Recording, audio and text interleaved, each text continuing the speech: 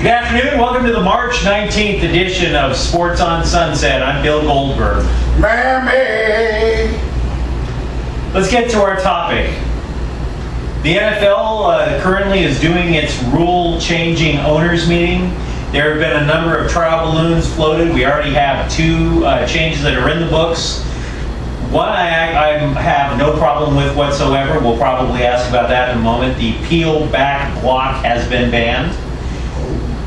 The one that also has been approved is that I'm not sure I care either. I think this is pointless. The overloading on the side of one part of the offensive line when there is a field goal or extra point attempt. You cannot overload one side now to flood for the block. Well, yeah. I think that's kind of idiotic. I don't really care. Here's the issue with that. Well, we'll get to that in a minute. Okay. The primary topic, however, is one that I think we would all agree is an idea born of the concussion controversy of the last year. But instead of taking aim at the defense, which is the group of people who are designed to hit, this rule is actually taking on the people who do not want to get hit in the first place. Well, there are running backs who want to get hit, you know what I mean. It hasn't been voted on yet, but the idea is that when a running back is in between the two tackles and a box, an imaginary box of 3 yards downfield, that runner, once they leave that box, can no longer lower their head in advance of the tackle. The thought process behind it being the same as a defender spearing. They're also thinking in this case that the offensive player might be spearing. So with that said, before I ask you your general thoughts on it, I can tell you that current running back Matt Forte of the Bears has already come out against it. Running backs who are Hall of Famers, Marshall Faulk, I believe, is a Hall of Famer. If he isn't, soon to be. Marshall Faulk, Emmitt Smith, the all-time leading rushing yardage gainer, is against it. Eric Dickerson is against it. Jim Brown, on the other hand, is in favor of it. So before we go into what they say and what could happen with these sort of things, what is your general reaction? My general reaction, you just named how many running backs? 5. 5? Outside of Jim Brown. 5 running backs outside of Jim Brown counts as 5. That would be true. Okay. The 4 running backs you named, Emmitt Smith, Forte, Marshall Faulk, and Eric Dickerson, all straight up runners. None of them duck their head. Even as much as I would hope Matt Forte would lower a shoulder, he doesn't do that. Instead, he tiptoes to the line and falls over. All those running backs you named are straight up and down runners. Right. With the exception of Falk and Smith. They still take a ton of hits, Mike. Yeah, they were taking particularly, well, Dickerson could have took many more hits because the Rams that was their offense. Yeah, so he wasn't lowering his shoulder. Right. If he was being tossed sweep and there was a chance for him to duck out of bounds, he was carrying the ball 30-35 times a game. Yeah. So I get that. But he wasn't taking, but even he is like, this is kind of a dumb idea. Well, the people who are all for this, Jim Brown being one, if you watch highlights of Jim Brown playing, he ducked his head. He wouldn't lower the shoulder. And he knows well enough, when you lower your shoulder, the defensive player is going to lower his shoulder. And the defensive player usually is coming with more speed. And if you don't believe that, ask Leroy Hoard, who they did a special on not that long ago. It's not whether or not I believe it. What I'm trying to suggest, though, or what I should actually, if we probe this a little further, is, one, are you suggesting that the running back is almost asking for the defensive player to lower his head? Most certainly. Okay. Everyone that's played football knows if you duck your head, do you expect... Kids have died playing high school football. From piss poor tackling technique. I would grant. Not just that. Taking like a player is running towards them, ducks their head, and they decide to take it in the chest. Their heart stops because they've taken a blood force to the chest, and they die on the field. People have died because of this. So you're taught, if you see somebody lower their head, you lower your head too, and you take that hit. Because the idea being is at least that the shock going through your system, whether it all, and also from the padding on the helmet, the shoulder pads, etc., Yes. is better than just taking one on the chest plate. Right, which can kill you. Well, what I'm saying to you is I'm not even necessarily sure if that's something that you're taught in football. I just find that to be almost like a visceral, not visceral, but just an automatic reaction. No. Like if somebody is about to throw a punch, I'm going to either do this or I'm going to try and duck out of the way. Somebody lowers their head, and that, to me, I take that as a punch. That tells me to duck. No, I was actually taught that my sophomore year. Okay. Because I would chase people down, like when they put me on defense, I would chase people down, and people would run straight at me, and I'd stand up tall, and I'd grab them while they're hitting me in the chest. I would grab them and fall down with them. That's how I made tackles. They're like, no, lower your shoulder, and then I separated my shoulder.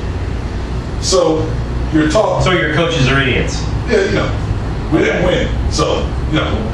But here's the thing, if you lower your head, you're going to take a hit. There's plenty of, look at Earl Campbell, who, if you watch all of his highlights, every last one of his runs, he's lowering his head into people. Right. And you see Bowling them over. Yeah, and you see the defensive players doing the same thing. After the first 3 or 4 he runs over, they start ducking. And Jerome Bettis, whenever he runs people over, they taught people dive at his legs. So automatically you're lowering your head. Okay, so let me. The first thing is this: are you saying that you actually are in favor of this rule? I'm in favor of the ban. Okay. Now, with that said, and I want to try and put a little bit of, for those who are going to disagree with what you're saying, I want to add like a little bit of perspective from a different sport. People ask why are there visors in hockey and why is there fighting in hockey? And the reason for that is that there is a belief that just on a visceral, that there's just the way people are in that game, is that if they don't get to release the steam by fighting every so often, the stakes are going to start rising up. Yeah. And because it's a very chippy game. Yeah. So it's a trade-off. Now you are in favor of this, but here's a possible here's the counter argument, or a counter argument. Jim Brown, I actually could poke holes in what he said. Jim Brown, quote, "I didn't use my head. I used my forearm, the palm of my hand, and my shoulder, and my shoulder pads. It's simple physiology. You lower your shoulder, your head is coming down with you. Yeah. Your head is not, you're not a giraffe. Your head doesn't stay up here and your shoulder doesn't lower on its own." Jim Brown, therefore, it could be argued, is saying, well, I didn't need to use it, but then he says technically he did. Well, there's a way to lower your shoulder without, and deliver a blow without using your head. That's probably what he's intending to say. But it's the same, like if you watch old clips of Walter Payton, early days, he would lower his head. It got to be around 8 years in, he started using the forearm, and he would forearm people in the head. Well, yeah, but Eric Dickerson wasn't much for lowering his head. Right. He would run out of bounds. Yes, run out of bounds with a stiff arm. Or stiff arm. Right. Which, by the way, was the response that Dickerson had. He's like, what are you going to do next? Outlaw that? No, you can't. But I know. But my main problem with this rule is how functional can the rule be. The problem that I think many people, it's never really been verbalized this way, but I think the problem that many people have with the NFL is it's one of the most micromanaged leagues out there. For example, the tuck rule, which they say it's a foregone conclusion that it's gone, but I'm not going to believe it until I see it. But the tuck rule is a perfect example of NFL micromanaging. You can't explain it easily. Your interpretation of it is maybe significantly different from mine, maybe significantly different from somebody else. Uh-huh. So with that said, I see this, I'm a big believer that the only rules you should pass are the ones where you can say, I know how to enforce that rule. And I don't see that happening in this case. With the lowering of the shoulder or the tuck rule? Well, definitely the tuck rule, but again, If it follows, The lowering of the head, not the shoulder. yeah, because if it follows that you're lowering, look, if I'm lowering my shoulder, my head comes down with me. And no matter, you could say there are ways to lower your shoulder without lowering your head. But the simple fact that you're talking, look, two people running at each other top speed, professional athletes. How many times is that flag going to be thrown where it's not supposed to be thrown? Where literally you could sit there and go through the replay like the Zapruder film and say, oh, you know what? Technically, the rule says that if you lean your shoulder like this and your head goes like this, then you know what I mean? It's too fast. It's probably going to be too clunky. No, this will probably come. And that whole 3-yard box. What if I'm 4 yards down or 2 yards down? No, the way it works, the interpretation of the rule that I heard was that it's only when you're in the clear. Mm-hmm. If people are still bunched around you, 5-7 yards downfield, which happens a lot during a running play, you can still lower your head, as it were. Okay. But after you're in the clear, open field, where it's just you and like a safety, you can't lower your head, which apparently was happening a lot last year. And over the last, let's say, I'm not so sure it is happening a lot because of the fact that there are so few breakaway runs in the NFL because everybody's so fast. No, there's been more than a couple. I mean, don't get me wrong. I'm not saying it's a complete fluke whenever somebody has a long run, but you don't get those. You don't get those classic 99-yard runs all the time anymore, like you would see with Tony Dorsett or Dickerson, etc. Because everybody in the NFL is so fast. Like they're intending to stop the Marshawn Lynch's, the Steven Jacksons, the big guys who are fast. These 6'3", 240, 4'4", 40 guys. Okay, all over everybody. You believe this to be a prudent rule change? Oh, most certainly. With that said, okay. With that said, are you surprised because you have been? Everybody's been skeptical that the NFL would choose something that the fans would consider. And the fans, by and large, aren't going to like this at all. I don't think they will. Once they see it for what it is, they will love it. But with that said, are you surprised that it wasn't a classic overcorrection? Oh, I don't believe it's a classic. No. What are you saying is, are you surprised that they didn't try to overcorrect? You've been saying over and over, they're going to take all the hitting out of the game. They're going to take all the hitting out of the game. Well, yeah. But they didn't take all the hitting out of the game according to your own thinking. Right. This, in your belief, is a measured response. Oh, most certainly. What I'm suggesting is that are you surprised that they tried a measured response instead of trying to overcorrect? Yes, I actually am. I'm actually surprised because, like, as far as the hitting goes, with the lowering of the head, I hate to keep going back on this. I know you're trying to get something, but No, that's actually go ahead. they took the defense. James Harrison basically lost his job because he couldn't tackle the other way. He can't tackle without leading with his head. And the reason why he couldn't tackle without leading with his head, what was the guy's, the Baltimore Ed Reed, didn't he almost get suspended for the same thing? Yeah. Leading with his head? Yep. Like, you watch the people that he was hitting, those receivers were lowering their head. They're lowering their head upon anticipating a hit. They're putting themselves in danger, which puts the defense in danger because now you have to lower your head. Ray Lewis was a master of hitting people with his head, but hitting them in the right spots because he had no other choice. He was taught to tackle this way. Mm-hmm. A lot of people are taught to tackle this way from very young. And once you take the defense's power away, then you have to do measured response, proportional response. Okay. You have to take it away, the same thing away from the offense, because now the offense is getting them. It hasn't been voted on yet. Do you anticipate it passing? I sure hope so.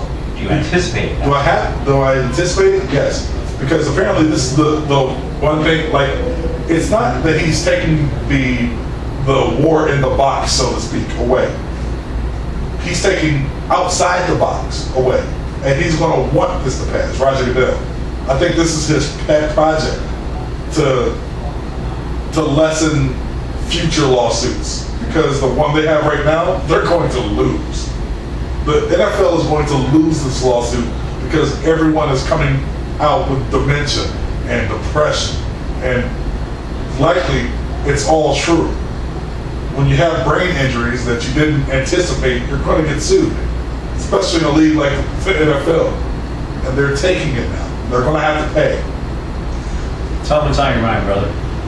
What's on my mind, funny enough,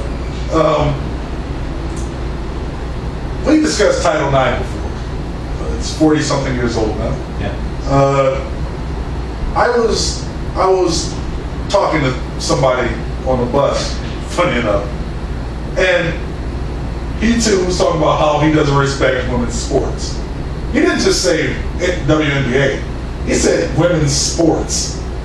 Now I didn't say I disrespect. Right. Okay, let's get that out of the way. But I was sitting there like, do you realize we are the fattest country in the world for a reason? It's because women, a lot of fat women aren't allowed to play sports. They don't get into sports. Fat kids at least play offensive line. Fat girls, they just sit in the stands.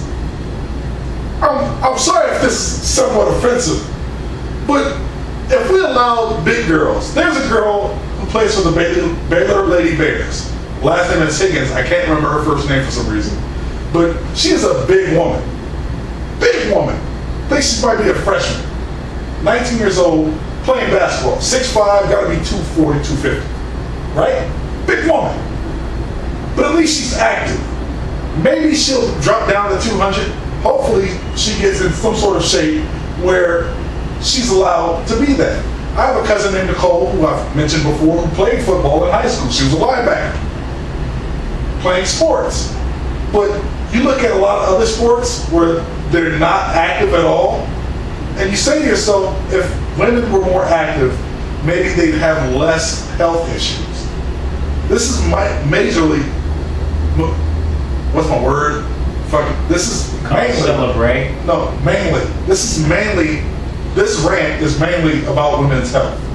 Not just women's sports, women's health.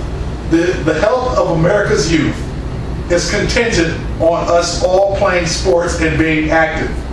If we all sit around playing video games and brooding about how fat we are, we die early. Get in shape. Get active. Get outside and play. Let your little girls play football. Let your little girls play basketball. Get your little girls into baseball and softball. Get your little girls into tennis. Get these girls active so that one day, when I'm on the bus, when I'm 60 years old, I don't have to have an argument about people not respecting women's sports. Because, simply put, that guy that's like, man, I don't like women's sports, but I sure love the way they look in a suit. Why? Because they're active and they're playing sports. If you don't do it for them, do it for the future so some idiot man can look at them and say, man, she's hot. I'm done. You're going to make it to 60? No. Okay. Friends out in the great state of Texas, we have a new trend. The trend is athletes of major sports beating the living shit out of athletes of non-popular sports for dating their exes. The University of Texas at San Antonio, this guy who with a really sweet haircut, baseball player, I forget the guy's name, he was thrown in the clink because track guy started dating his ex. Oh, really? So on the day that he was named the player of the week for the conference, he allegedly decided to celebrate being named the conference hitter of the week by Bloody Pulp. Yeah. Then last week, What sport did he play? baseball player Oh, really? to track guy. Really? Yeah. I wonder if this track guy was a distance runner. Well, he didn't choose the right distance. He obviously wasn't a speedy guy. In the meantime, last week over at the famous Burnt Orange, the University of Texas Longhorns, wide receiver Caleb Jones made it abundantly clear to his girlfriend, ex-girlfriend, Catherine Bell, not to talk to any other men after they broke, especially not that white tennis player.